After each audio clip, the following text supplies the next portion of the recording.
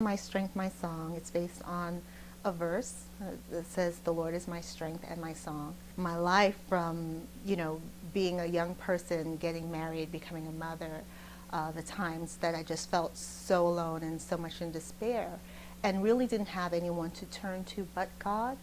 And this CD is really designed with word and song to let someone know that even though you might be in that dark place right now, that if you hold on and you don't give up and you trust in God and you trust in faith and in His Word, that you can make it to the other side. And I believe I'm an example of that.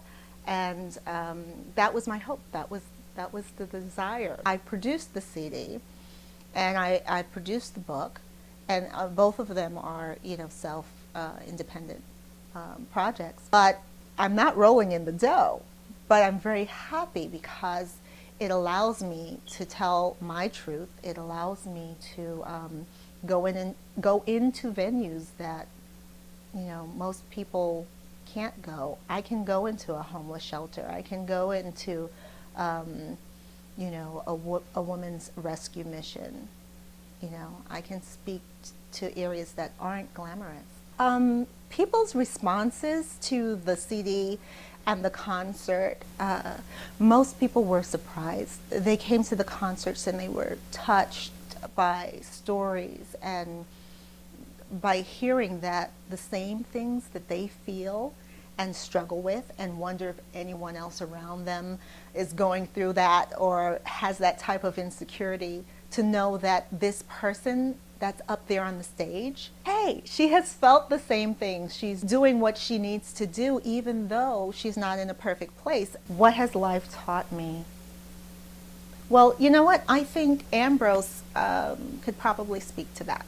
This guy here, Ambrose, he came about when I was in college, and this is a reverse story. We have heard about the Three Little Pigs, for instance, and the Big Bad Wolf came out with his version of what happened in that story. Well, that's what I did here. It is the Garden of Eden story. However, instead of taking it from Adam and Eve's perspective, who are children in my book, I took it from the snake's perspective. Here he is, a snake in the garden. He was made perfect, and he was full of personality and charm and wit and absolutely wonderful. So what happened? What happened? And I use that as a life lesson, because you asked me about the greatest life lesson that I could possibly give or impart.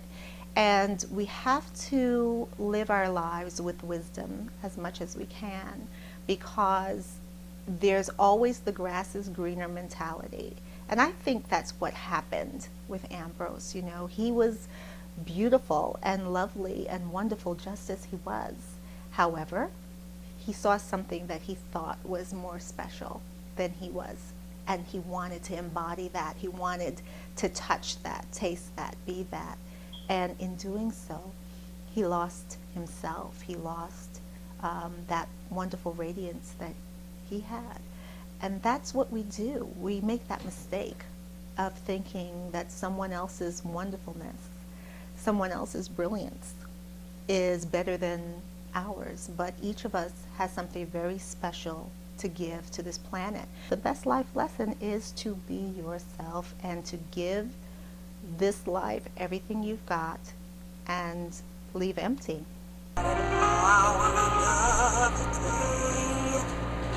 At this moment, with my arms outstretched, Lord,